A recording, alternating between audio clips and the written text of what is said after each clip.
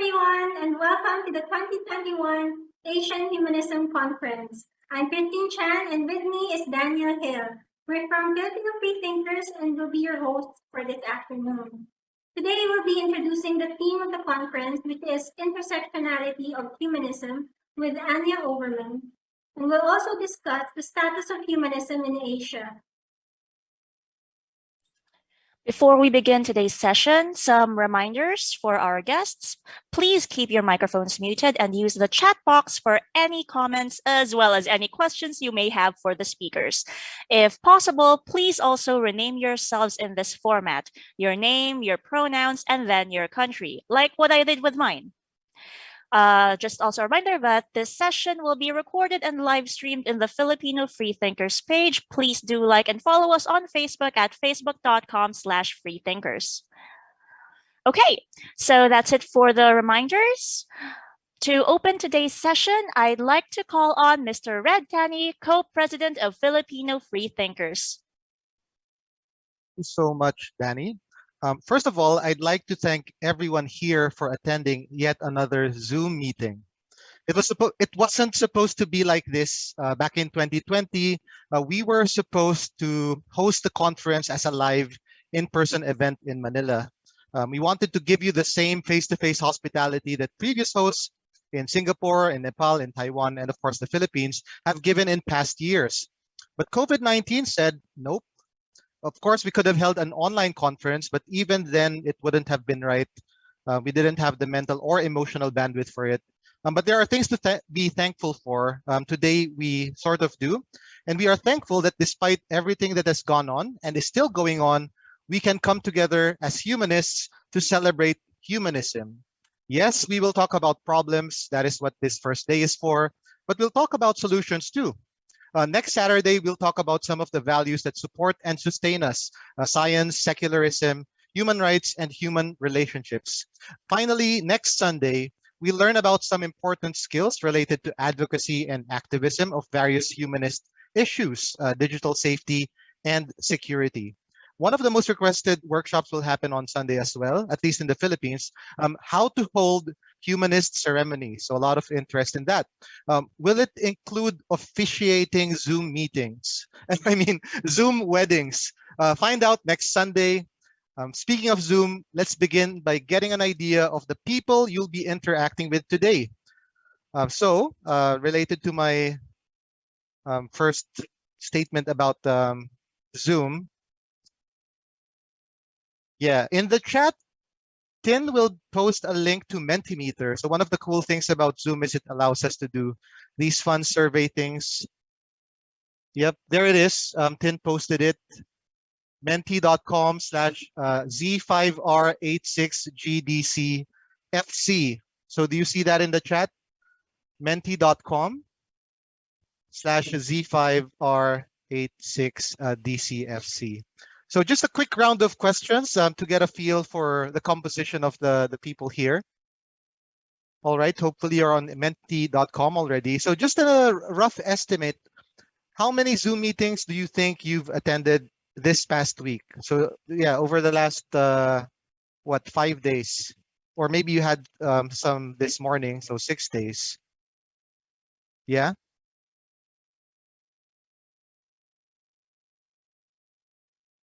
Anyone? Wait, why are we, like when I click the menti.com, we're not on the question that's on the screen right now. Is that supposed to be the case? Carlo? Or Tin? Hold on. Yeah, a different question is what's posted on Menti right now. A bit of a spoiler there, but I hope people are used to it. Anyway, you can use this time of seeing that presenter has changed slide. All right, there you go. There. Aside from COVID-19, what pressing? Wait, no, that's still not the. There you go. There, How finally. many Zoom meetings? There. Okay. Yeah. Now we're there. How many Zoom meetings? Yeah. Let's say there. 5. 5. That's a very light schedule. 5 Zoom meetings, like one a day. Is the slide refreshing on Mentimeter? I'm just seeing the 5. And now we're, yeah. So see, what we're doing here is we're illustrating for people that things don't always go to plan, right? Like 2020, we were supposed to hold this as a live in-person event, but COVID happened. We wanted Mentimeter to go without a hitch. Anyway, we're seeing the answers on the screen right now. None. Somebody said none and 0. Wow, that's a maybe you don't use Zoom. Maybe it's Microsoft Teams or whatever other alternative, or Jitsi for the open source lovers there. Anyway, now that we're on track, next question, please, on Mentimeter. So which country are you in right now? Let's see the regional composition of this Asian Humanist Conference. Yep. Takes a bit of time to refresh. CB, you need to refresh every time. Thank you. Okay, which country are you in right now? There you go. Mostly in the Philippines, which is a bit expected because of primarily time zones and all. Like also why we have some in Singapore. Okay, maybe some people are finding it difficult to work with the Menti in the answers. But anyway, let's go to the next question. So finally, wait, is this the last one? Aside from humanist, what other labels do you use to represent your belief or worldview? So we assume, of course, that most of us here identify in some significant way as a humanist. But of course, there are many different labels for it.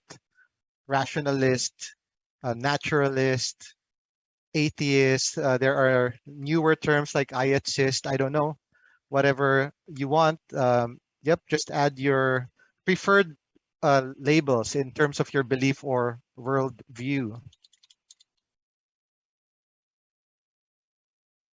Right.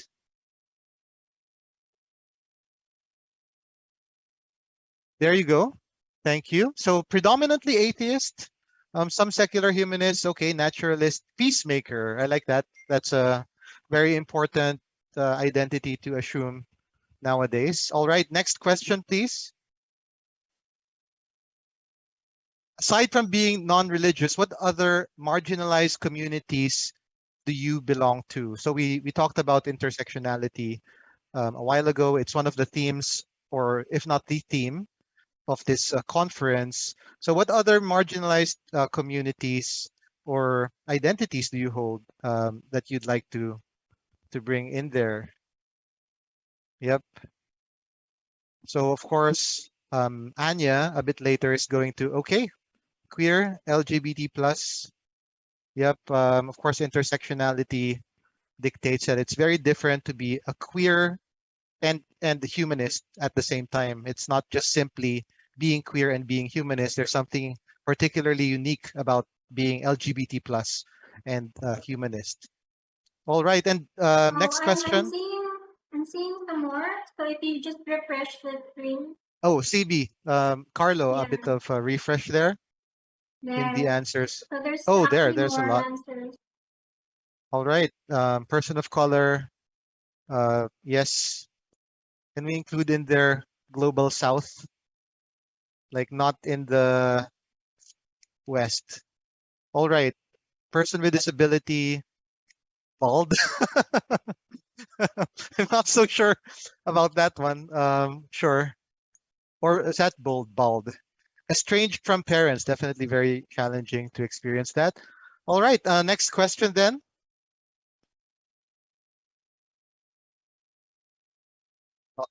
Okay, here we talk about the problems, the issues. So what do you think is the most pressing issue, if not in the Asian region, then in your particular context, your country, your city? What are you most concerned about? Could be at a local, national, even global level if you like.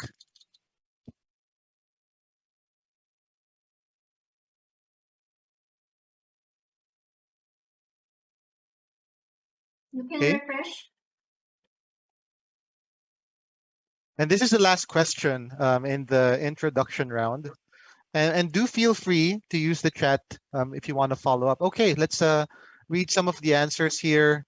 Authoritarianism, unfortunately, a bit popular. Populism is popular in the region. Politics, climate crisis, elections, climate change, data privacy, government corruption, silent pandemic. It's the first time I've heard that phrase. Care to explain in the chat what a silent pandemic is?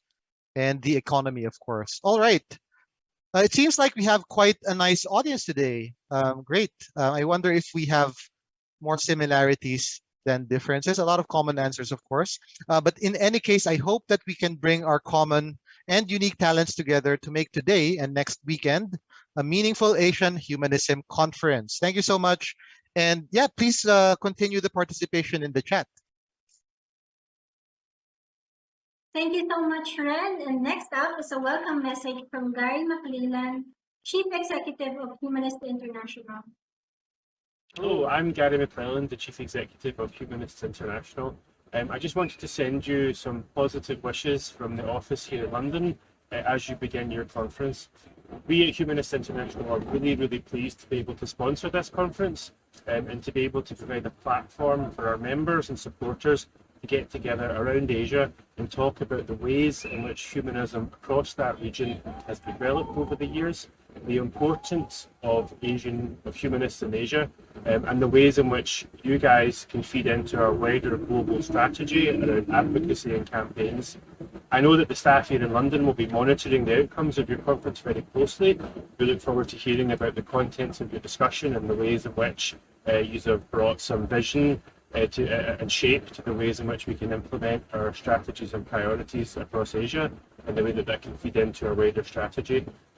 This conference is being supported as part of our Growth and Development Programme, where we make available over £120,000 to different humanist organisations around the world to help promote their activities, to help them develop their capacity, and also, like you guys are doing, to help promote a sense of regional cooperation to strengthen the bonds that exist between organisations in different parts of the world. So I know that me personally and all of our staff and volunteers and supporters around the world will be very interested to follow the progress of your conference and look forward to hearing more about what you guys get up to. I'm sorry that I can't be there to join you. I'm very pleased to send this message, but I hope to see as many of you as possible at the General Assembly in Glasgow next year. And I really look forward to hearing about the outcomes of your deliberations. So I wish you a successful and a stimulating 2 days ahead as you prepare for the Young Humanists Conference in Asia. Thank you.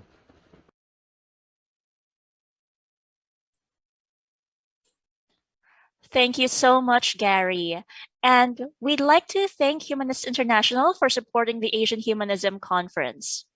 And now, to discuss this year's theme, Humanism and Intersectionality, we'd like to call on Anya Overmann. Ms. Overmann is the incumbent president of Young Humanists International and a longtime proponent of intersectionality and humanist advocacy work. The floor is yours, Anya. Thank you. Thank you, Danny, for the introduction. Yes, as Danny said, I am Anya Overmann. I'm the president of Young Humanists International, and I'm grateful to have been invited to speak to you today. I want to help kick off this conference with a quick dive right into intersectionality. So let's get started. What is intersectionality? For many of us, it's a new term. Some of us may have heard of it before, but don't really know what it means. But intersectionality is actually not a new term. It was first coined back in 1989 by Professor Kimberly Crenshaw, a US-American lawyer and civil rights activist. She first used intersectionality to describe how race, class, gender, and other identities intersect or overlap. So in other words, intersectionality is a description of how each of our identities interact with each other to create an entirely unique experience. For example, I'm a humanist. I'm also white. I'm a woman, a queer person, a non-monogamist, a digital nomad with US American origins, and a writer. Each of my identities interacts with the others, coming together to create my own unique identity. Now, let's talk about how intersectionality is used. It's often used to describe systems of oppression and how different groups of people are affected. Most of you have the unique shared identity of being both Asian and humanists. While you certainly have many shared experiences, the experience of being, for example, a Singaporean humanist is entirely different than the experience of being an Afghan humanist. Singapore offers a much safer place to be a humanist than Afghanistan. Then, if we focus on the various identities of Afghan humanists, we see even more divergent experiences. Being an Afghan humanist man is much different than being an Afghan humanist woman. As noted in Humanists International's Humanists at Risk casework, the vast majority of humanists at risk who reach out to our organization are from the Middle East. And from this data, one could conclude that humanist men in the Middle East are more at risk than humanist women. But this is not the case. Instead, it means that women have a more significant obstacle in reaching out to us for support at all. And as we all know, the systems of religious oppression in the Middle East impact women to a much harsher degree than men. Then, when we focus in on other factors as well, income, class, age, ability, sexuality, and the myriad of other identities that make people unique, this examination of interacting systems becomes vastly more complex. Our identities, they simply cannot be neatly boxed, particularly in Asian humanism, but especially in the context of our more extensive and more diverse global humanist community. Understanding this is intersectionality. So, why does this matter in humanism? As Professor Renshaw stated, intersectionality was an egalitarianism. She observed that US courts viewed race and discrimination as a universal experience among Black people and gender discrimination as a universal experience among women. So she argued that racism is experienced differently for men and women in different minority groups, and sexism is experienced differently for Black women and than for white women, and so on. Intersectionality provides a basis for understanding the nuance of human experience related to our institutions. When we can recognize that nuanced oppression of systems on various identities, we can better identify how to allocate resources and support to create a more equitable human experience. It's a basis for social progress. As humanists, we want everyone to live a life of dignity in a world where universal human rights are respected and states uphold secularism. We simply cannot work towards these goals effectively without intersectionality. And many in our global humanist community, particularly in the West, make the mistake of focusing disproportionately on secularism and lack a focus on human rights. But let me ask you this. What good are secular societies that uphold the values of free thought and free speech without a healthy investment in the human rights of the most disadvantaged and oppressed? The humanist movement has been historically dominated by individuals whose identities intersected to create some of the most significant advantages in the human experience, meaning non-disabled, financially stable, white, Western, heterosexual, cisgender men.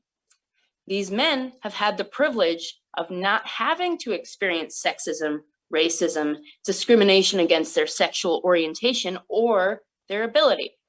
The worst discrimination many of them have had to deal with is against their lack of religion.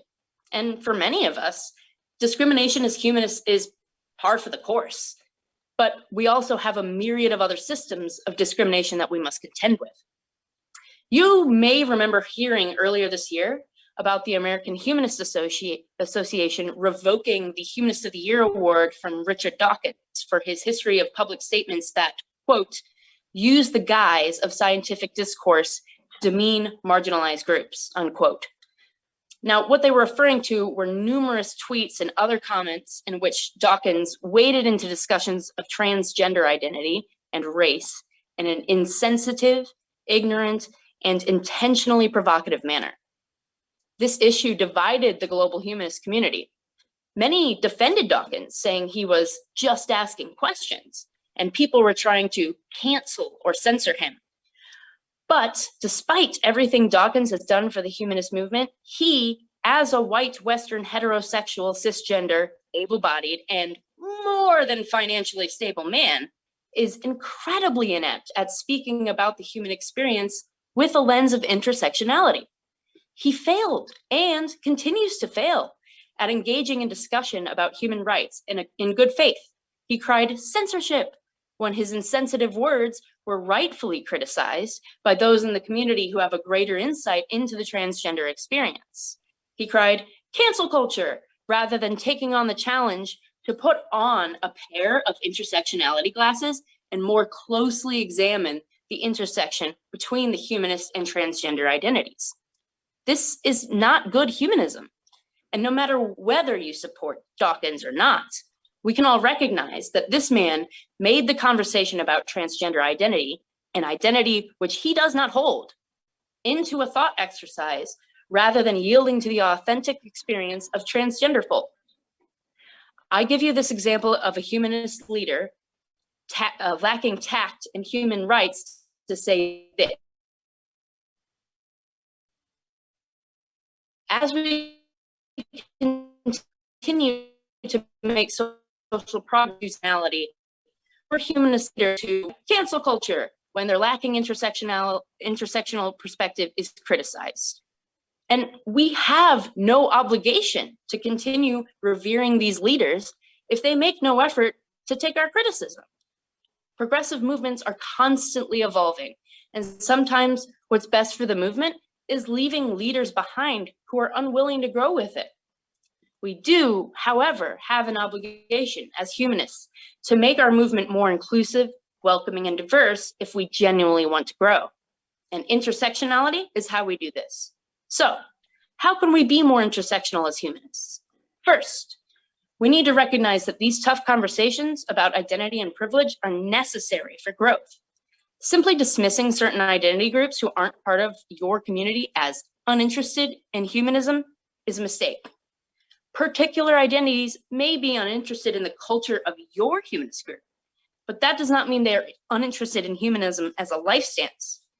For example, if your humanist organization is made up of primarily heterosexual members, ask yourselves, how can we better support the LGBTQ community? If your organization is primarily men, ask yourselves, how can we better support the rights of women and non-binary people?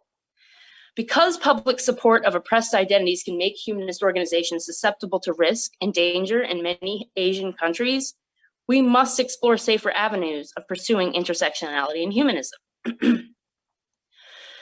Starting with private and secure discussions within your communities about intersectionality can be an effective exercise, and there is no shortage of these conversations to be had. Prioritize giving a platform to the members of your organizations who are part of oppressed identity groups. Their feedback is paramount. Even reflecting on this alone is a meaningful exercise. Each intersection is an opportunity to grow, learn, and become a better version of yourself. Another tip, when someone from a less privileged identity offers you feedback, listen. It won't be comfortable, but growing into a more intersectional person is seldom comfortable. Each intersection is an opportunity of mutual benefit for both humanist communities and the communities we intersect with. My hope is that over the next 20 years, we see humanism become more inclusive and more diverse by exploring intersectionality.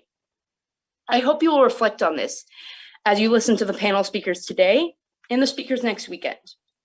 Thank you for listening. I won't be taking any questions today. Thank you. Thank you for that wonderful explanation, Anya, and all of the things that we can do in small ways. If you have any questions for Anya, you can put them in the chat, but it's up to Anya if she wants to reply. We'll now move on to discuss the status of humanism in Asia, which will be led by Red. As Anya has very clearly and very wonderfully explained to us, intersectionality means that when it comes to issues of equality and oppression, the intersection of a person's various identities is more than just the sum of its parts. Now, let's explore how this idea applies at least to humanists in different contexts. She did mention a bit about this as well.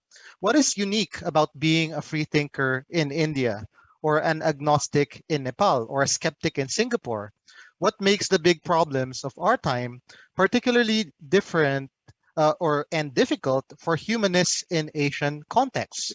We asked some humanist leaders from around the region these and other related questions to help us investigate the various intersections of humanist identities and issues in their context. But before we hear from them, we'll do another group exercise. Again, we'll see what differences and similarities we have, which hopefully helps us paint a picture of the status of humanism in Asia. And if we want to meaningfully collaborate internationally, I think we need to hear each other's stories and not just assume that because we're all humanists, our experiences are the same across the region. So without further ado, the Mentimeter again, part 2. The link is in the chat. Link is in the chat again, and please let's start from the first question. Is that the first question? Yes.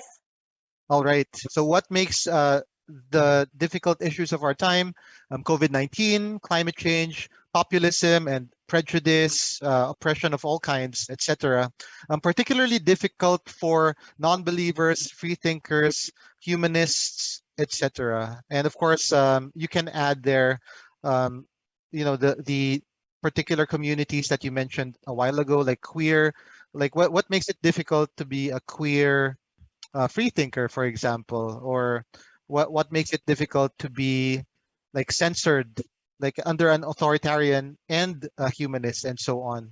So yeah, think of your answers, and yep, just keywords or key phrases are enough.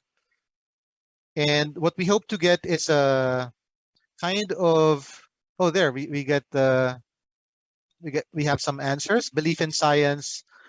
Yep, that makes it particularly different. I think hearing the bigotry against LGBT people when it's not grounded on science, when it's all just bogus or even pseudoscience, it's particularly difficult. Lobbying, yes, of course, when your legislators and representatives are quite religious themselves, like yeah, it's hard to talk to them. Unpopular, blasphemy laws, certainly. Rarely in power. Yep, that is certainly the case in across the region. Like even I don't know if across the world, but in the more progressive parts of the world, it's not really so much an issue if you're a unbeliever. Like you get Ardern and so on. Fake news, systemic oppression. What is that? Corruption. Yeah, gatekeeping, apathy, lack of education. All right, a lot to work with here and work against. And next question. Let's look at the next question then. Go to slide. How are non-believers, humanists, etc., already contributing solutions on these issues? So if you are part of a non-believer humanist group, or you know of non-believer humanist groups or individuals in your countries working on these issues, yeah, let us know how. Like maybe they're doing some awareness raising campaigns about difficult issues. And you can also mention the particular issue that they're working on if you like. Like, for example, if you know that a particular humanist group is doing some COVID-related activities or pro-vaccine education drives, or like doing like LGBT related activities, or yeah, mental health related activities, you can type it into the Mentimeter. Great. Oops. Let's go back a bit. Yep. So we have, yep, better perception, science advocacy. Yeah, in general, raising science advocacy, critical thinking kind of works across the board on these issues, spreading ideas, activism, humanitarianism, counter lobbying, uh, building safe spaces, very important, and of course, respecting human dignity. Thank you so much for these answers. Let's move on to the next one then.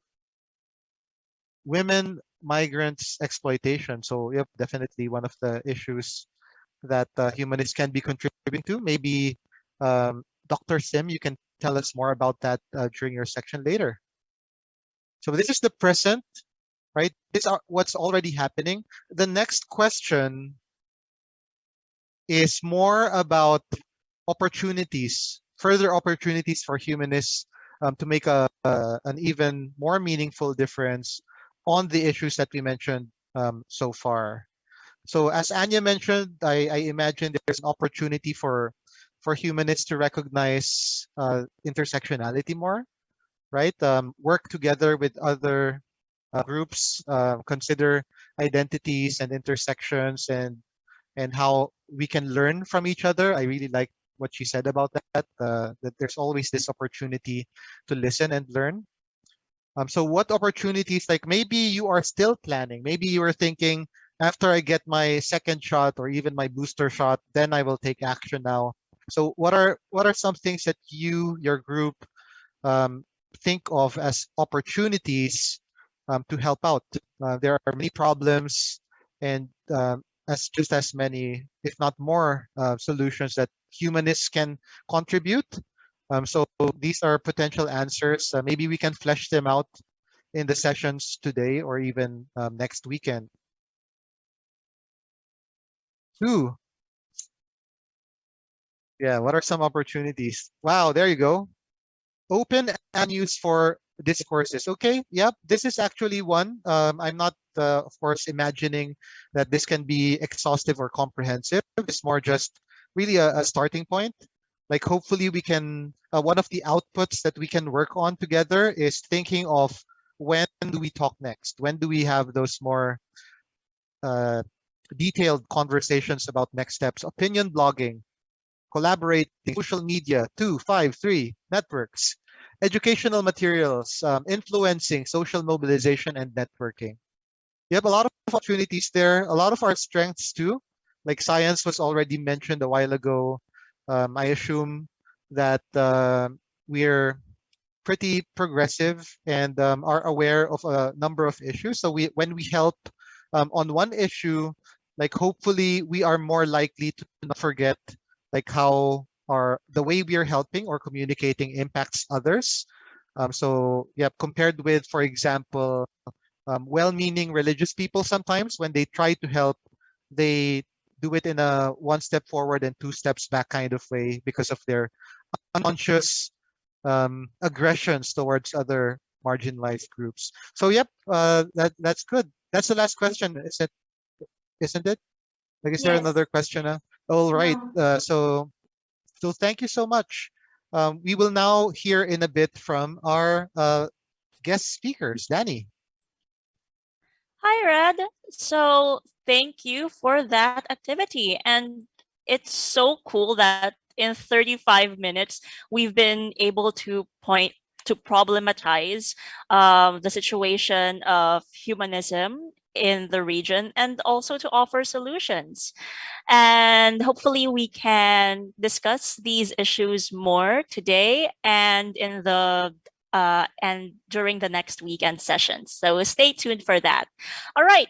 So we'll now move on to the next part of today's session. With us today are humanist advocates from 5 countries across Asia, here to give us an overview of the status of humanism in their respective countries. Representing India is Mr. Ramdeo Vishwabandhu from Ambedkar Social Institute. For Malaysia, we have Dr. Sim Chung, a member of the Malaysian Atheists and Secular Humanists and co-founder of Reproductive Rights Advocacy Malaysia. For Nepal, Mr. Uttam Niraula, founding president of the Society for Humanism Nepal and board member of Humanists International. Representing Singapore, Mr. Ding Jitan, or DJ, Vice President of Humanist Society Singapore and Young Humanists International Regional Coordinator for Asia. And last but not least, from the Philippines, Mr. Abraham Mandak, speaking for the Council of Philippine Secular Organizations, or COPSO. Panelists have 10 minutes each to give us an overview of the humanist situation in their countries, after which there will be a 15-minute Q&A for the audience. All right, so that's it for the instructions. I'm turning the floor back over to Red to moderate the panel discussion. All right. Thank you so much, Danny. Mostly I will just be helping out by keeping time and passing the mic on to the next speaker. First, let's have from India, Ramdio. Go ahead.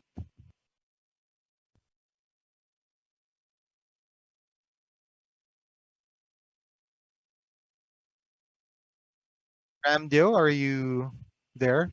Are you muted? Let's pass the mic to the next. Oh, there you go. There you go. Thank you so much. Go ahead. Hello. Hi, friends. Hi. Oh yeah, it's your turn now. You have 10 minutes for the Okay. state of humanism in India.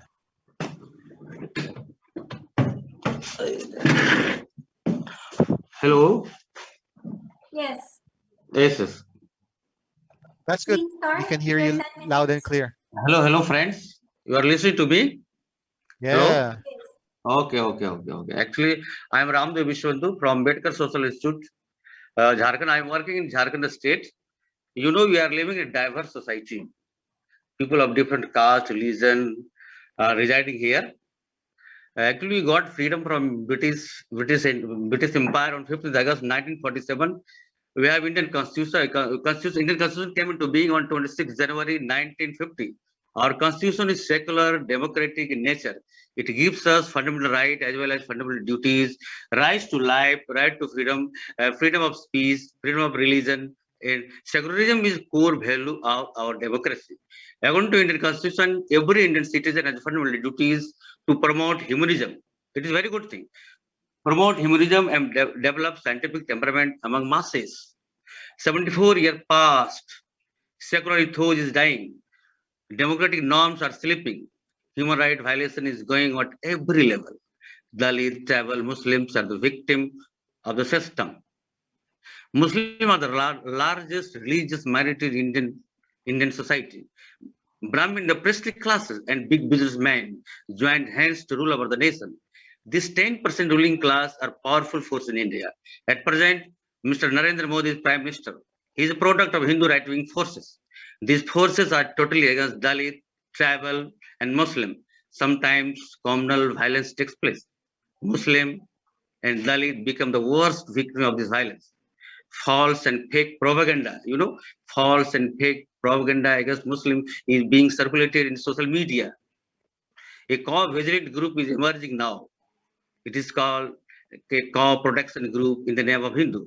Mob lynching is another way to terrorize, to kill the tribal and the Muslim. Last year, in our own state, Jharkhand, one Muslim boy, Tabrez Ansari, was brutally killed by Hindu right-wing forces. He was forced to chant Hindu slogan, Jai Sri Ram. It is really a Hindu slogan. A Muslim cannot chant it. Many human rights defenders have been put behind the bars. Father Stan Swami is an old age man, 84 years. He was falsely implicated in a false case. Last year, in first week of July this year, he met custodian death in Mumbai jail. Caste-based violence is still going on. If you criticize the government on the Facebook, you will be treated as anti-national. Another thing, what we see here in the pandemic, last 2 years we are suffering from COVID-19. Pandemic period was tough and difficult. This pandemic badly affected informal labor, migrant labor. Many million labor were stranded in different states. Many died on the road due to lack of food and water. Migrant laborers were traveling on the road, died on the road. But Modi government could not do anything for the relief work. Different NGOs, CSO, and other charitable organizations have done a lot in the relief work. They provided dry ration, other medical facility to needy people. During pandemic period, our organization has done relief work among migrant labor, poor, and needy people. We have another problem facing now is witchcraft. Witchcraft and witch hunting is still going on in our state. Most of the victims are tribal and other weaker section. We are trying to develop scientific temperament to fight against superstition. There is need to promote humanism, secularism, and scientific attitude among masses. Our society is caste-based. Dr. Ambedkar, father of Indian Constitution, says caste is international. It discriminates among people. Friends, we believe in democracy, we believe in secularism, we believe in inclusive society. So we want to accept, respect, and celebrate diversity of the society. So humanism means to give equal opportunity to all people, whatever be their caste, creed, religion, or different reason. So I believe in humanism. Humanism should be world order, and I want to inform you that our Indian Constitution is secular in nature. Article 51 in the Constitution says to promote humanism and develop scientific attitude. So we are living in a diverse society. We should respect, accept, and celebrate the diversity. So should inclusive democracy. Inclusive democracy. We are living in a democratic country, so we should believe in democracy. And we are struggling, fighting for the Dalit tribal right, first right, also land right. Also in our area, people are striving for their own right, fighting for the rural employment. During 2 years, last 2 years, our people were suffering a lot of problems due to pandemic. Thank you, my friends. Thank you. All right. Thank you so much, Ramdeo. Up next, we have Dr. Sim Chung of MASH, or Malaysian Atheists and Secular Humanists. Sorry, meeting था हम लोग international meeting चलते रहता हूँ.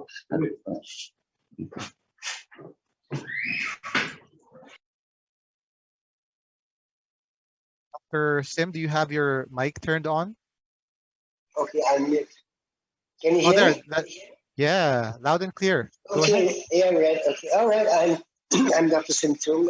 Basically, I'm a medical practitioner, and one of my other sort of interests is actually to do with women's rights, and so that actually delves in with the problem of religious dogmatism and women's rights. So I'll just give a little sort of background to the situation.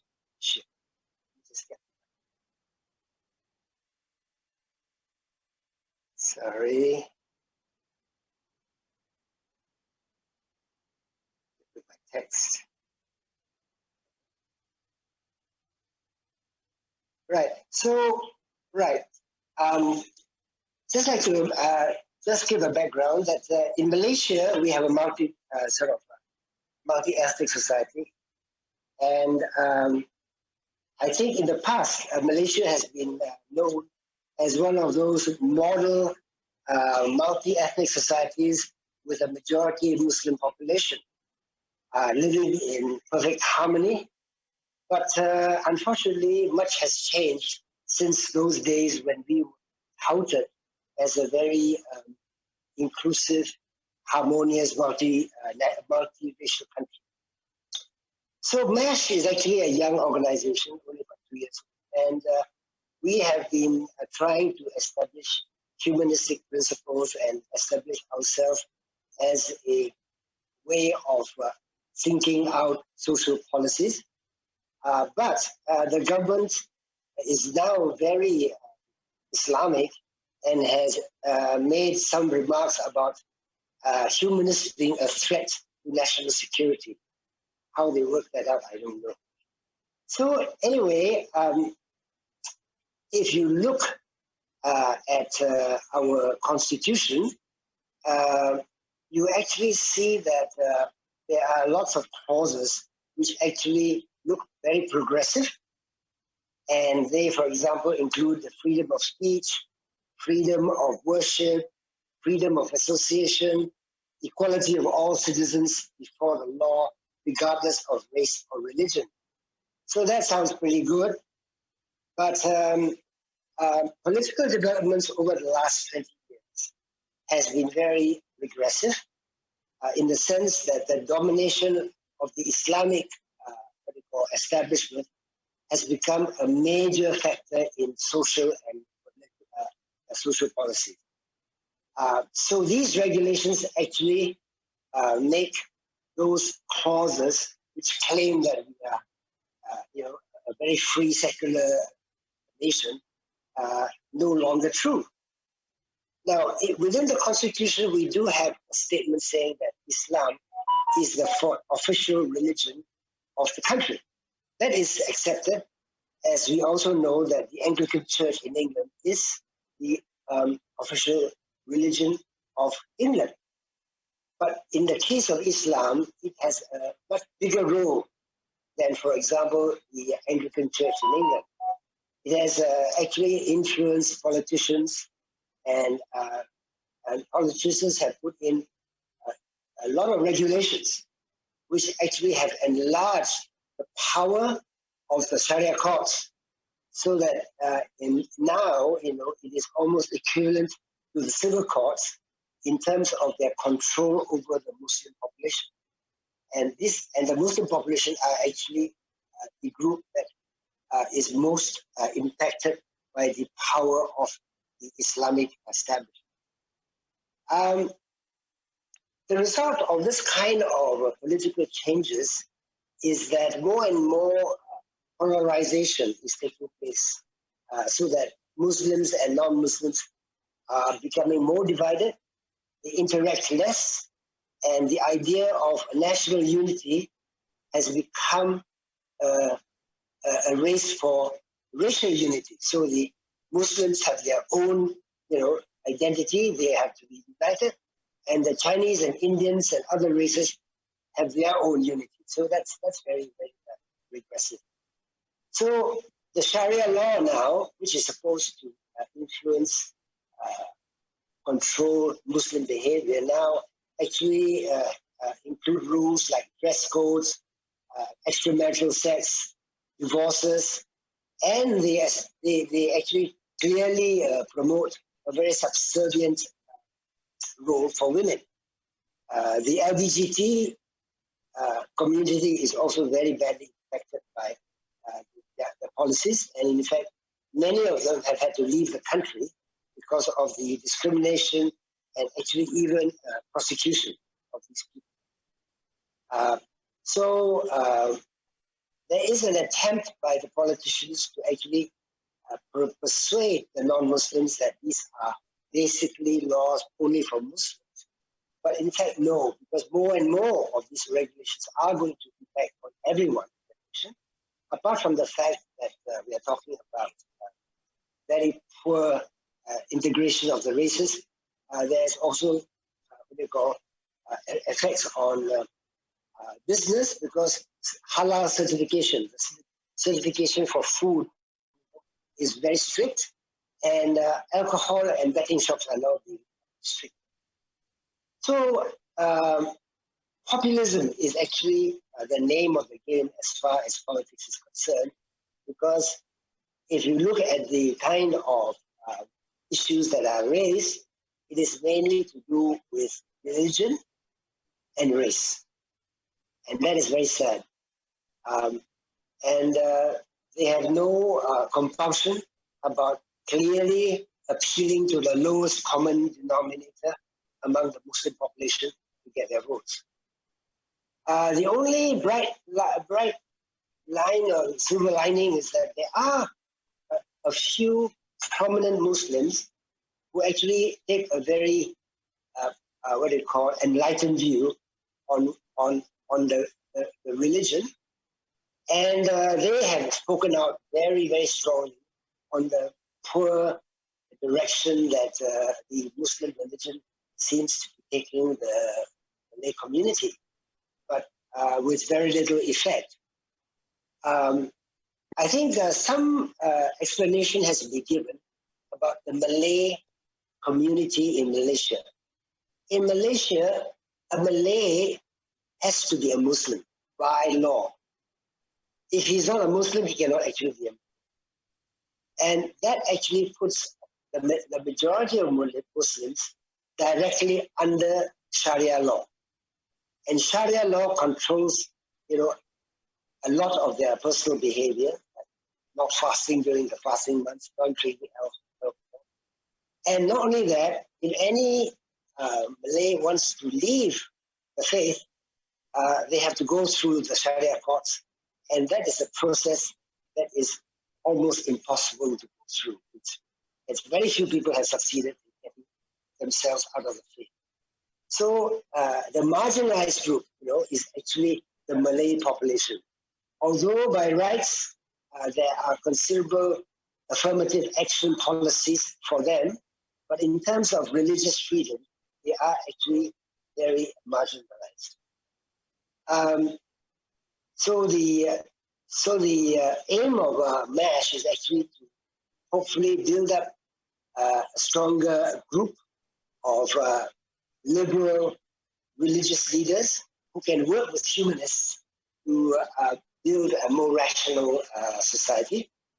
And our hope is that even though there is a lot of censorship and social media, the main media, the print media is censored, we are hoping that with social media, we can reach across younger people and a broader, what I call, base of rational people. And hopefully there will be enough voices to support a more liberal approach to running our country. Of course, I am particularly concerned about women's rights because it is the religious right that also is actually putting a lot of pressure on women's rights, especially on their reproductive rights. So we are working, hopefully, to make the changes necessary to build a healthier society. I think it must be said that to start with, we actually had a good start with the Constitution. But sadly, political developments have made us go backwards instead of forwards. Thank you. Thank you so much. And next, we have Uttam Niraula of Society for Humanism in Nepal, or Soch Nepal. Go ahead, Uttam. Thank you, Tani. So great to see you after so Yeah, likewise. So one day I'll visit Nepal again. always welcome. Greetings to everyone from Asia, and also there are people from USA. Of course, Anya is there, and I don't know if they are from Europe. Thank you, Daniel, for inviting me, and Freethinker Philippines for inviting me as a speaker to share my thought about humanism in my country. I'm basically a humanist activist in my country, and I also work as a board member of Humanists International. And I also worked very hard in the beginning to establish Humanist International's, it was called IHEO at that time, the Asian wing of it. And Daniel has been remained my friend for a very long time. We worked together. Anyway, so great to know you. About Nepal, Nepal is constitutionally a secular country. Even though Buddha was born here, it's very, very Hindu dominated country. Very less people are Buddhist. Less than 12% people are Buddhist, and less than 80% people are Hindu in this country. So once you think of Hinduism, it's very similar to what our friend from India had said. We have that kind of superstitions, we have the caste system, we have the discrimination against specific, group of people inside the same religion called untouchables. So this kind of social prejudice has been remained in our society for hundreds of years. And you have to be very pro-Hindu to collect more votes. You will be laughing because mostly the communists are ruling our governments, but they get the vote from the pro-Hindu people. So we have the Hindu religious communist people who are ruling our country. So that's very strange because communist, by theory, they are an atheist. Of course, we have a different definition of atheism between communist and we humanists, but still they are the one who are ruling, and they get the vote from a Hindu fundamentalist. They go to the temple and just invite people there and discuss about Hinduism and everything. So we are living in that dilemma, and we have very bad customs which has been violating the human rights from the beginning, especially the people who are born as a woman in the beginning. They are discriminated so badly. And the people who are born as so-called untouchables in the beginning, so they are also discriminated so badly. And also minority religious groups are discriminated. Interestingly, humanists and atheists in our country are not that much discriminated as other minority religious group of people are discriminated, because humanism has a very deep root in this culture. They used to say atheists, so-called rishis. I'm sure you know that word, like the rishis, the gurus of so-called gods, were atheists and humanists at that time. And Buddha also spread this idea throughout our society.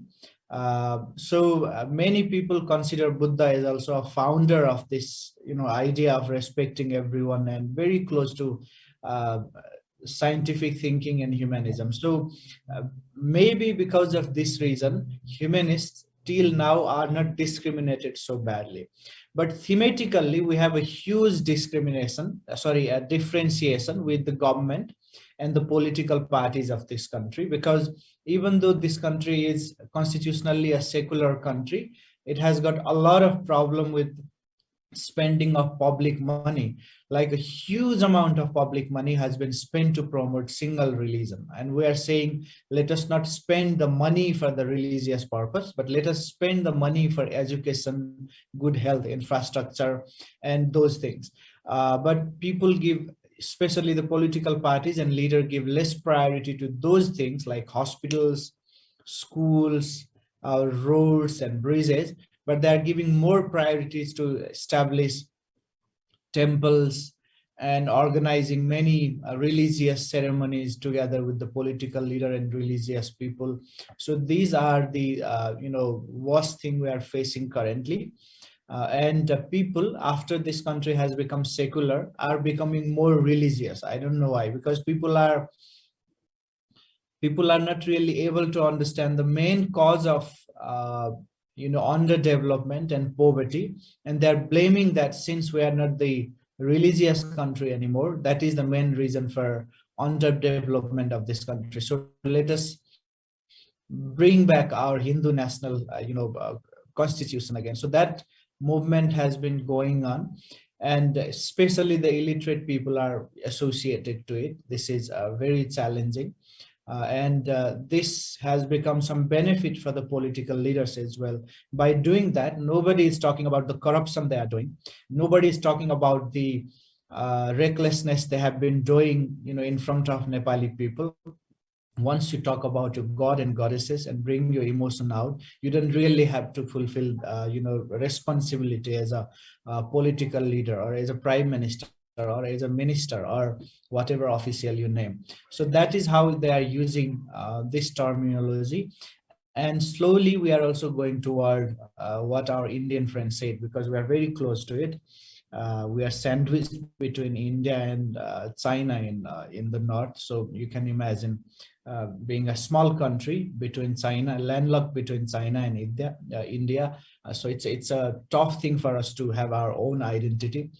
And on other hand, proselytization has been increased so rapidly in our countries. Christian missions are coming from different countries and spending huge amount of money to proselytize the society. And by making this, there are small conflict arising in their own house. For an example, of course, they were religious, either they're Hindu or Christian. For us, it doesn't really matter. But the thing is, like if the father remains as a Hindu and the son becomes Christian in between, there is a big conflict between them. Like in every religious or custom they had to fulfill. So this is also making conflict, and this is also making Hindu more radical, saying the Christians are investing huge amount of money, so we have to be united and fight back against them. So that kind of sentiment has arisen, and eventually we are worried that the conflict between this religion and that religion might arise very soon. and the government and general people are not really conscious about like promoting the idea of Buddha rather than promoting the Buddhist religion. So I think this is also a big lack, because Buddha himself was a very secular person, very scientific tempered person. He knew how to bring peace in society, how to treat human being just as a human being rather than of this caste and this color and like everything, the intersections Anya has mentioned today. So he had that kind of unique idea, but unfortunately we failed to promote his idea, the pure idea, the real idea of Buddha. But we are making Buddha himself as a god and supernatural being, which is a big pity. So this is the regular scenario in our country. And I, as a humanist in our country, think that after some years, Nepal will become a very, very ruled by a very fundamentalist political leader like Narendra Modi has been ruling in India. So those leaders are rising. Till now, we humanists and atheists are very safe. We can talk and we can discuss and we can mingle with other religious group of people in this country. But I see soon we will fall under the same, situation like our Indian friends are falling in. So this is what I see in my country, and we are escaping our responsibility for poverty, like eradicating poverty and promoting health and promoting like education system in the name of all this religion and everything. So this is what I see as a humanist activist in my country. I hope, do I have some time or is it over? Few minutes, yeah, a minute or two. Okay. So if I talk about the humanist idea, we did a small survey, and we found that many people like the terminology humanism, because it just says, like we say in Nepali, we say manavbad. This word is very liked by the people who are already fed up with all this and that religious ideas and politics in the name of religion. So we have a good like a future as well in terms of networking with the young people. Hopefully this will go very smooth in long run, and I'm sure we will have some problem with the religious leaders while we extend our networks among our friends inside our country. But this idea has been well respected by young people who have a modern education, so they are well aware of this system as well. We were also raising voice to count humanists and non-believers or rationalists or those people in this census as well, and government is not doing so. The logic behind that is they want to show more Hindu people in the census, because this will help for their populist political activism. If we will have a clause on saying what religion are you, and if there is a clause saying atheist or non-believer or humanist or like that, so on, so there is a high chance that number of Hindu will decrease. I don't know how many percentage number of Hindu will decrease. By this, we will have a problem among the political leaders saying, like, as I mentioned, there are 80%, like slightly more than 80% Hindus in Nepal. There might be less than 80% Hindus in Nepal after that. So they are worried and they don't want to really categorize any non-religious people in census. So we are fighting for that, so that we will know how many people are non-religious, at least in our country.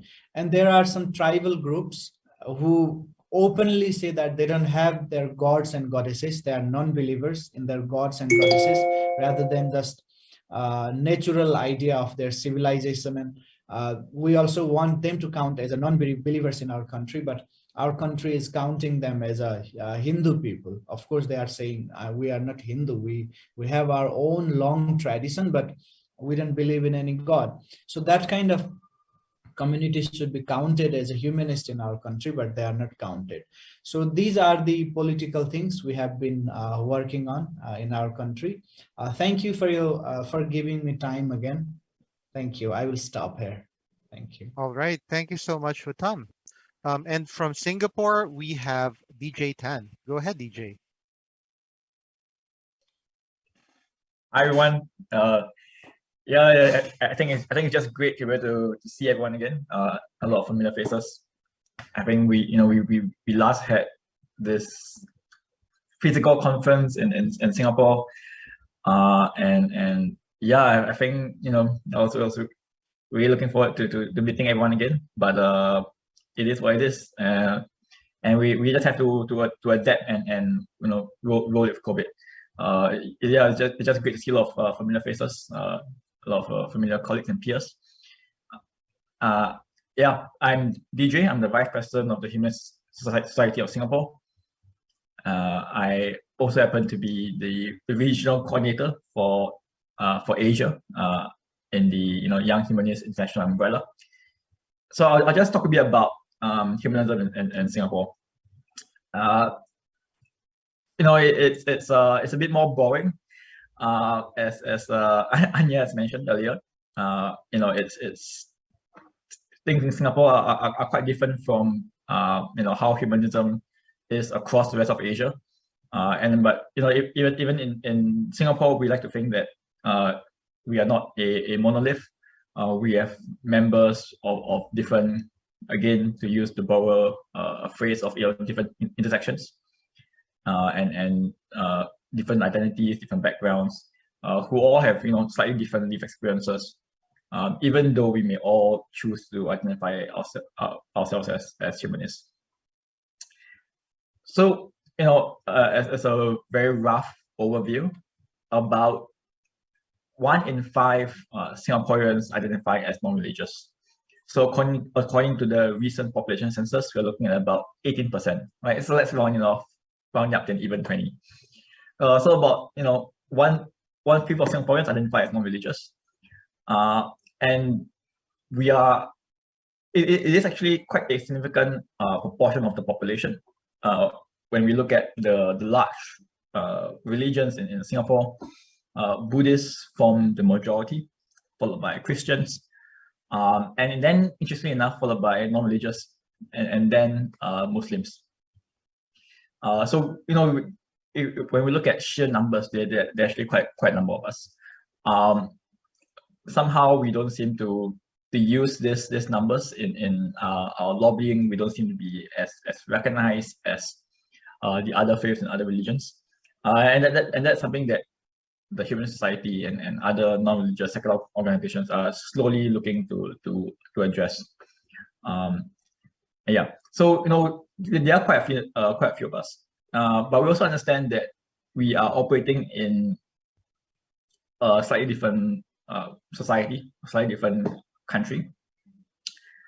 Singapore, prides herself as being a multi-religious, multi-ethnic society, and because of that, Singapore's brand of secularism is quite different from what we may see elsewhere around the world. For some countries, perhaps in Europe, or even in China, their approach to secularism may be the repression of outward expression of faith or of religion, right? So you may see bans on coverings for Muslim women. You may see removal of religious artifacts or structures. But that is elsewhere in the world. In Singapore here, secularism, while we recognize that there is a separation between church and state, religion and politics, we also recognize that ultimately faith and religion are integral to the human experience, and they are integral to a person's identity and their background. So it is quite challenging to have to separate the person from who they are or how they define themselves. And so we try to find a state of secularism where we recognize religion, we recognize faith, but we also seek to recognize all other faiths in equal measure, and we hope that that forms a fairer, more equitable society. And of course, that's the ideal, right? And I think when we look on the ground, we do have a lot of work to do. I don't think that we are anywhere close to ideal or perfect. But there is unfortunately the cuts that we are dealt with and what we have to work towards. Of course, we look at we do share a lot of similar problems with our neighbors in Malaysia. It is less of a taboo here in Singapore, but we do also see Muslims who may choose to leave Islam or to may become non-practicing Muslims, and that is still a challenge for some of them. You do have to go through the courts, the Sharia courts to do this.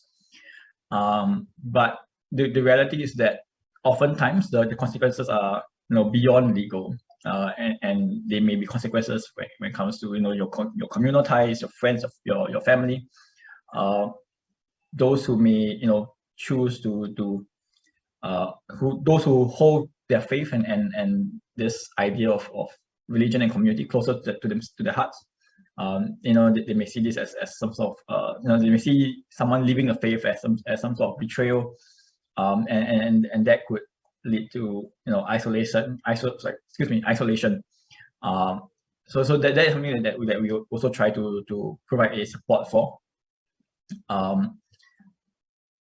The challenge is, unfortunately, the humanist society cannot be seen as an outfit that is looking to convert people out of faith. That is just not very good branding and messaging here in multireligious Singapore. I think the government and the people still hold some traditional conservative Asian values close to their chest. Whatever that means, they do set the stage for what we have to operate in. So I think one thing that we have tried to do a lot is interfaith, and I know I have some friends who are speaking in the second day of this Asian Humanism conference. Fahim will be talking a bit more about interfaith work and humanism. So what we try to do is we use our sort of religious neutral stance.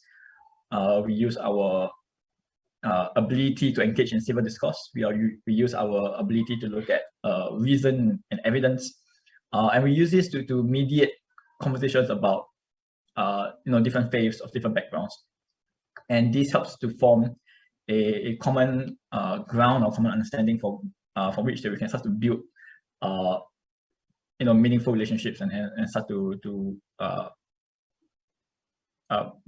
harness action. So this interfaith, our interfaith work is a key element of what we do in the human society.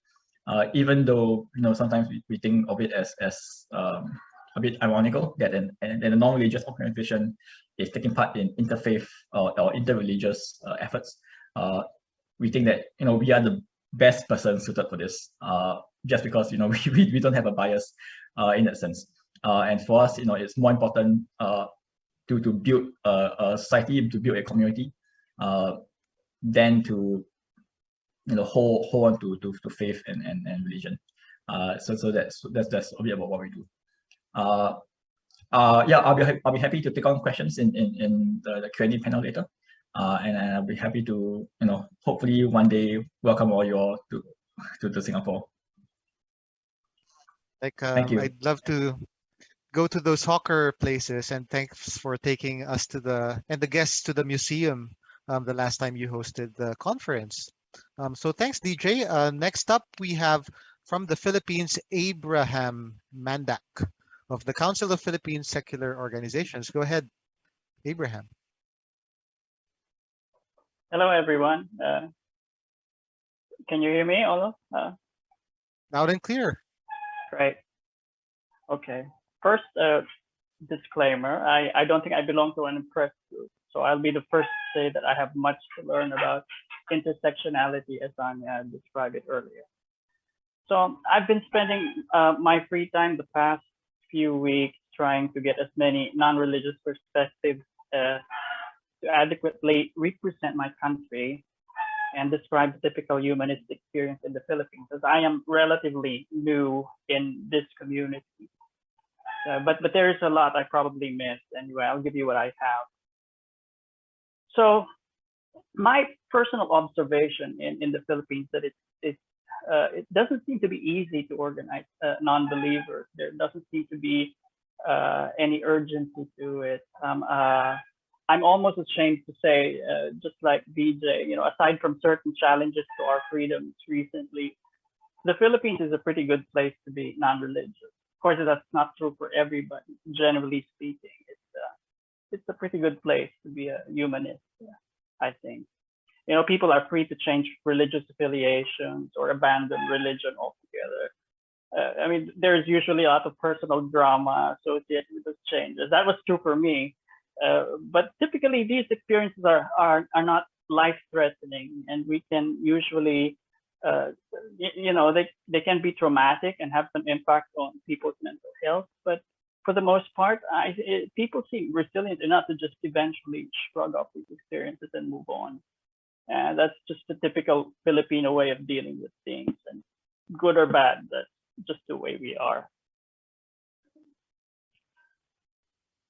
So my personal experience has been, and this seems to be common, is non-believers meet fellow non-believers online, frequently in Facebook groups. All my non-religious friends, with few exceptions, I met online. So I was just speaking to a small group of non-believers recently, and I joined the conversation for about an hour, but they were already speaking for 3 hours before I joined them. And the agenda of the meeting was addressing somebody's obnoxious behavior online. So that seems to be the experience here. Eventually we transitioned to talking and laughing about our experiences with evangelical megachurches and other fundamentalist religious groups. But, and of course there are political discussions, but that's how it goes, it seems. Okay, so as for just to address the list of questions given to us point by point from the email, COVID-19, the problem with COVID-19, religious or not, we're just all in it together. Some are critical of how our government is handling it, and but whatever systemic problems there are in the Philippine government before COVID-19, they are certainly still there and are magnified by the pandemic situation. So as for climate change, the Philippine focus is to protect vulnerable communities because we are an insular country, and we have a Pacific seaboard.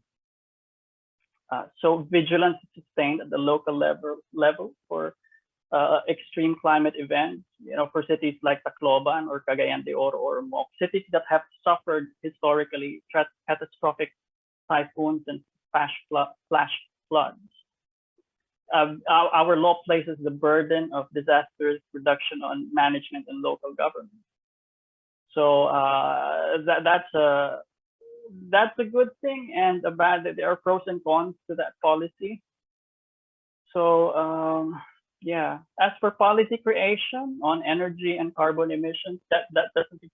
We have an election, presidential elections coming up in May 2021, and oh dear, I will love him or hate him. It seems to me I've only heard so far. The Marcos descendant articulating his stance on these very important areas. So I don't know about that. On populism and authoritarianism, there are there is at least one presidential candidate running solely on the platform of being God's choice or something like that. So we have candidates representing certain religious groups, and these candidates historically have been winning seats in our legislative branch and executive branch, being appointed to agencies in the executive branch. And that certainly is a threat to legislation that non-religious, the secular community here in the Philippines would like to see, such as we are still along with the Vatican City, with Vatican City,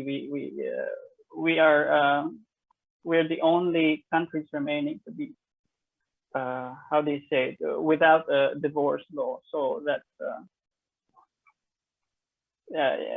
very bad for people who are stuck in bad relationships. And there is a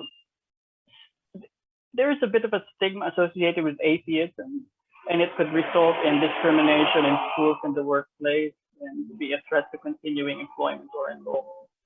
But yeah, we don't know much about the experience of former Muslims in Mindanao, at least not in the Facebook group communities of secular groups. There doesn't seem to be any formal investigations for this phenomenon. If I am wrong, if there's anybody from the Philippines knowledgeable about this part, I'd be happy to be corrected. And appreciate some help. And Uttam from Nepal, I am so sorry. I used to work for a Christian organization with lots of funding from partners in the US that are sending missionaries to your country. I am so sorry about that. But yes, that's certainly true. I know of, I have a personal friend who was a missionary to Nepal. And I worked in the National HIV program for 2018 to 2020, and there is a stigma against the LGBT community as they are perceived to be the driver of the Philippine HIV epidemic. And I just like to tell this story. In my view, the stigma is primarily coming from religious thinking.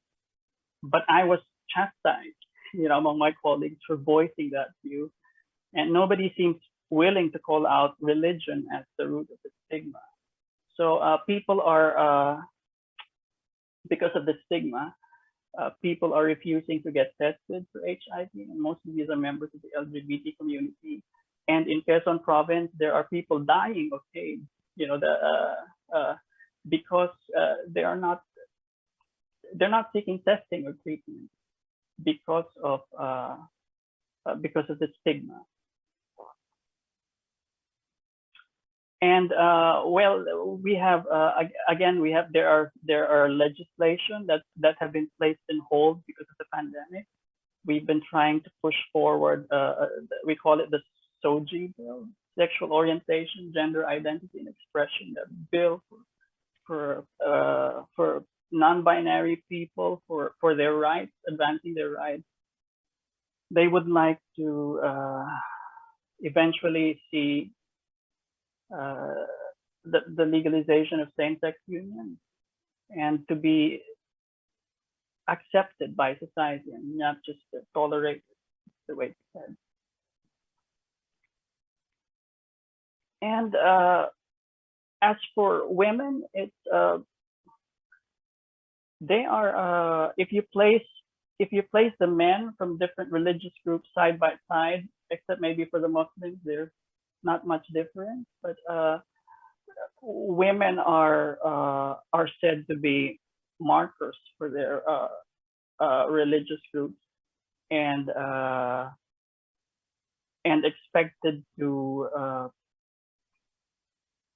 pass on these the religious indoctrination to their children as mothers. So they're expected to be the cultural bearers for these religious groups. Do I have time? I think I've run out of time.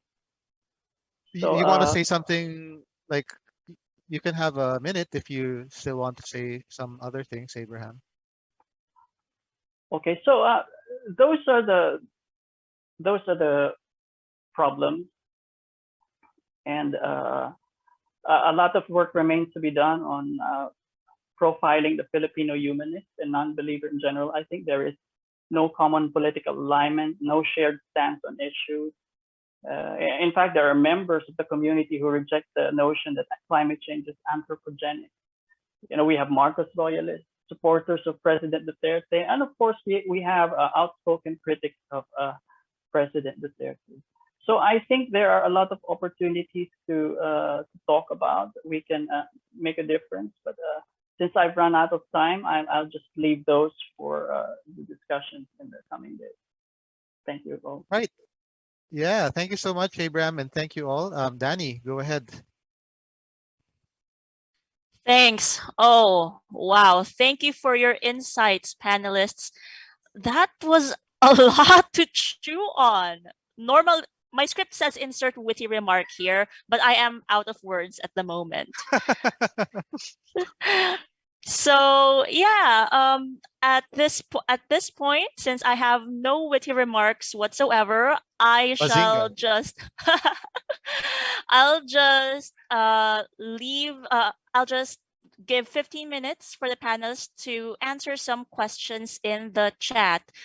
Christine has been collecting questions from the chat since earlier. So Yes. okay, So I'll leave it to you, Tin. thank you. For the first question, there's for Dr. Tung from Pepe. So is there currently a legal penalty for apostasy that does it only apply to Malays? I'll put it in the chat as well. Is there currently a legal penalty for apostasy, and does it only apply to Malays? Yep, apostasy is leaving the religion. And when you say apostasy, it actually could apply to any religion. But when we talk about the context in Malaysia, it's probably related to leaving Islam. So yeah, is apostasy a crime in Malaysia? In Malaysia, the power of the Sharia court is paramount.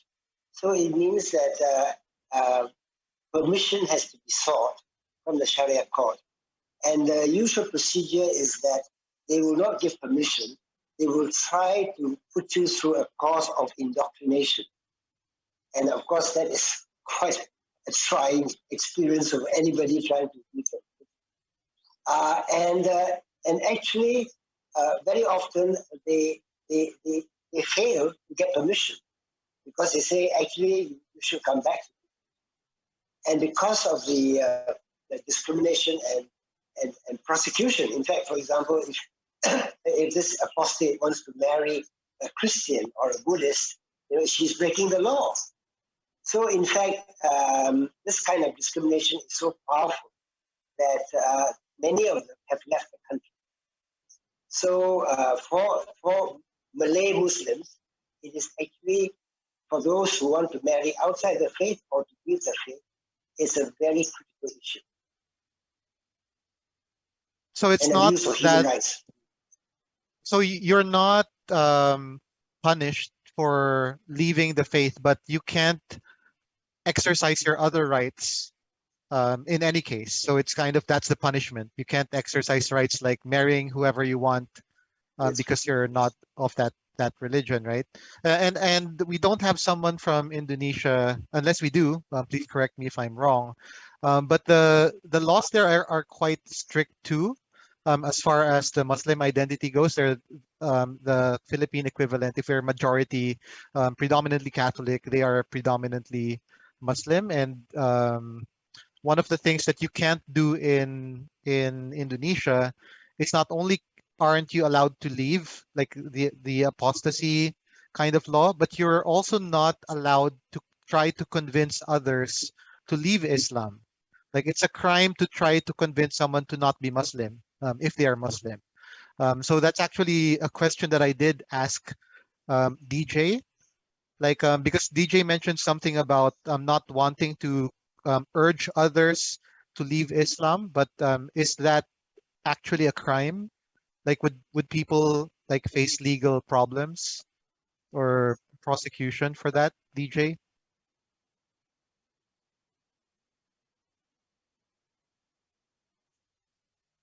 I wonder. And also, Dr. Sim, can you answer that as well? In Malaysia, if you openly Yes, try to in convince, Malaysia, yeah, in Malaysia is a specific clause that no one is allowed to promote another religion to a Muslim. That is actually yeah, in the constitution. yeah, that's So the it is a same crime. case in It's a crime. Indonesia. Yep, Yeah. same case in Indonesia then. Thank you for that. DJ, you're muted right now, but could you enlighten us on the situation in Singapore? All right, maybe DJ is AFK, but we'll follow up a little later. Other question, Tin. This is from Levi. Has there been a prominent elected politician in South Asia, Southeast Asia, who is an open humanist and secularist? And you had an answer here, Uttam. You wanna, yeah, answer the question? Um, yeah, in short, there are a few political leaders, especially in South India. There are political leaders. In Andhra Pradesh, the founder of that particular society was very, very radical. I don't want to say use the word radical, but very humanist person, very free thinker person. He was anti-caste system. So he is considered as a legacy of that society for establishment of democracy and freeing people from caste system and those things. So following politicians started following his legacy. So mostly people who come there as a legendary political leader, they have to follow his idea. So philosophically, the leaders, they say, I am a humanist and I'm against all kind of deity and everything. But interestingly, most of the religious people are Hindu, and in that place particularly, people win the election in the name of that political leader, and they are humanist. That's very strange.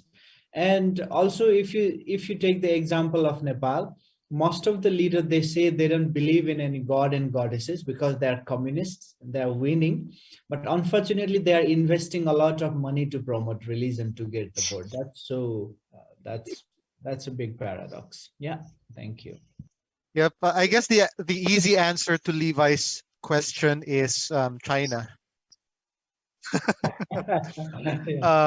But not Southeast Asia, yeah. Now I recognize that Levi did ask South Asia and Southeast Asia, not East Asia. So yeah, but in Asia, yeah, we get a lot of Is Taiwan? non-religious. Yeah, Taiwan. You mentioned that, Danielle. Yeah, I but don't like, do we still know. consider Taiwan part of Southeast Asia, or is it too north to be south? Too north to be south. Um, yeah, Taiwan is a country. On the record, Levi, we're not John Cenaing that. So, but do you know if she's actually uh atheist or humanist?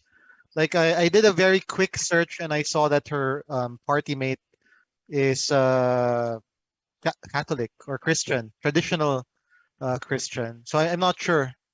I'm not sure if she's actually a humanist, but definitely quite progressive. Yeah, so I'm not Uh, sure about Tsai Ing-wen, but there was another politician, an elected official, when we went to the Asian Humanism Conference in 2018. It was in Taiwan, and we met her. She was the congresswoman of Fengshan province. And yeah, so she was one of the people, politicians there who ratified the Kaohsiung Declaration of Humanism. So at least on paper, I think that marks her as a humanist because she gave her go signal on it. all right. But Yeah, I asked her about if she faced any resistance to her running, being a progressive candidate, but she said that generally the challenge for her candidacy was stigma around her age and gender.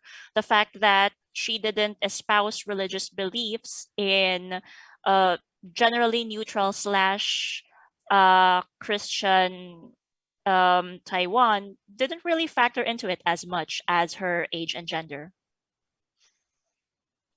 Okay. And DJ, wanna grab the mic? You are back. Yeah, sorry. Uh, yeah, there's a question earlier about conversion. So it is illegal to convert someone out of their faith.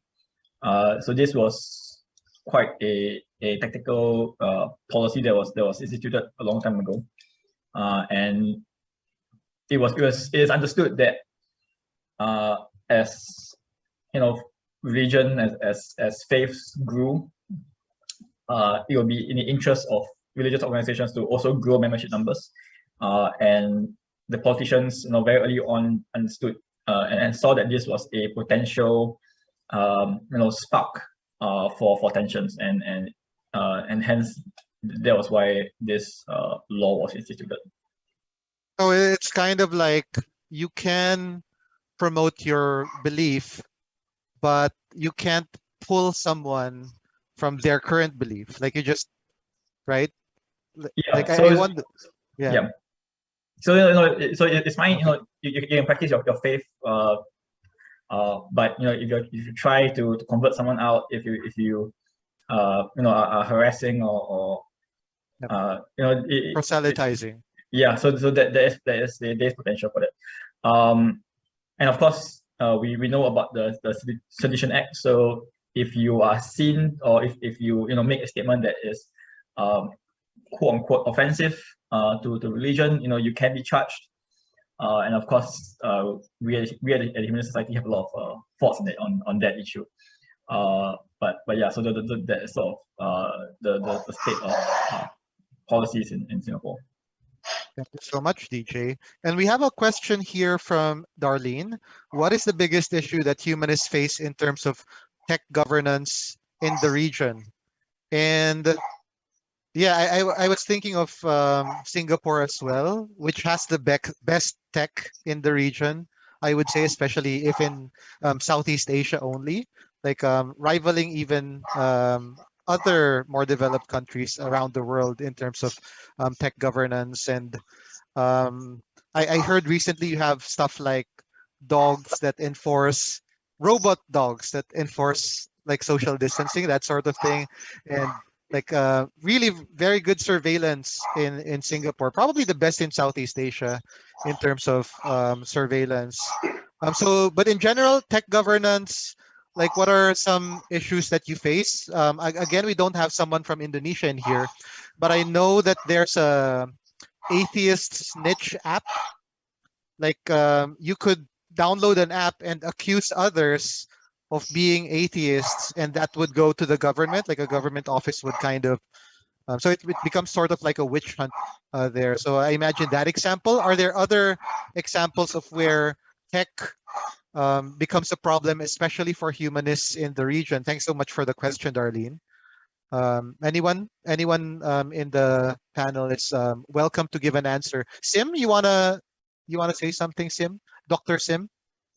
Yes, in Malaysia, there is a department that monitors what they call the social media, and I think they are very particular about statements criticizing the religion. Yep. But there are, of course, channels in which what they call atheists and apostates can communicate.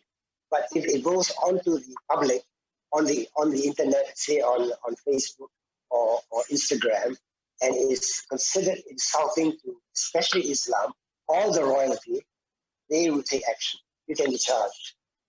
Yep.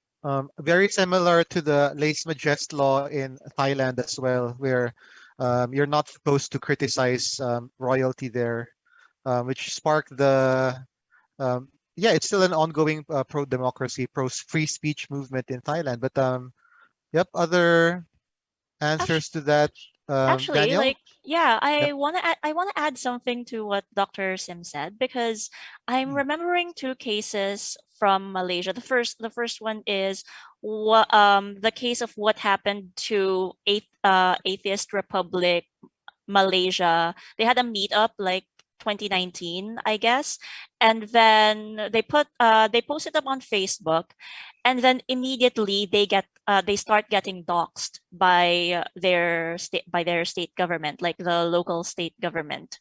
So yeah, that was alarming for a lot of reasons. And then the second one is I am in communication. I used to be in communication with El, the president of MASH, and El told me that the MASH website has been hacked, and get they can't get any information out of it now. And also the Facebook group, also a lot of people in MASH facing harassment, which is why, like, they have to be, most of the time they have to lay low. So there's a clear and present there is some danger. harassment. Yes, it's true. Yep. Also the case in Indonesia, by the way, like the Indonesia atheist groups, we know are usually in hiding. And one very prominent Indonesian atheist, Alexander An, yes, he started a very public Facebook atheist group, and he posted anti-Islam, pro-atheist statements on Facebook, and he got punished for that, penalized for that. And yeah, it was a big case some time ago. I don't remember when. It's been a while. Other answers to the question about like tech governance?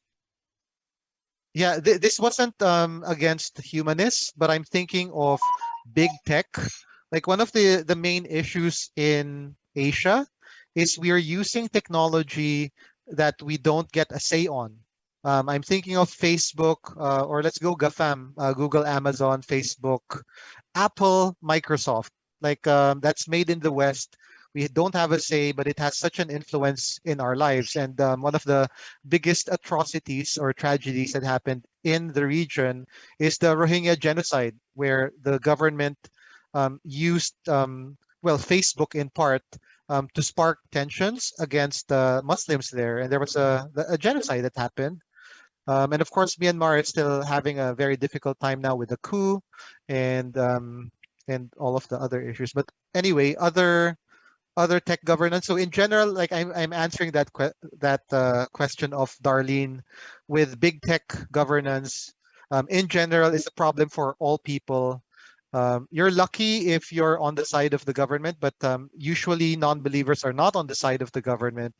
And if you do something against them, like you don't have the same power that they do to use these big platforms against you, whether it's a genocide against you or just takedowns of pages, or throttling your internet, or things like this. Which is why yeah, I'm plugging a bit the digital security and safety workshop that's happening next Sunday. Yep, do attend that as well. Okay, thank you so much for your insights, panelists. And if there are no more questions in the chat, nope, I don't think there are any more questions in the chat. It is now 5:53 p.m. Manila time, and that is all the time we have today for question and answer. So we thank again our panelists for their answers, and we hope that this has been an enjoyable and insightful 2 hours for the audience. We hope to see you again next weekend for days 2 and 3 of the Asian Humanism Conference 2021. We're based on the discussions for today, and based on the speakers that are going to be speaking next week, I feel like there are going to be a lot of common threads from this weekend to the next. So yeah, stay tuned for answers. Right. So to officially close today's session, I'd like to call Red again to the main screen. Yeah, thank you so much, Danny, and thank you so much, everyone. I'll make this very quick. We did learn about intersectionality, and we tried to apply that concept to humanist identities in different contexts.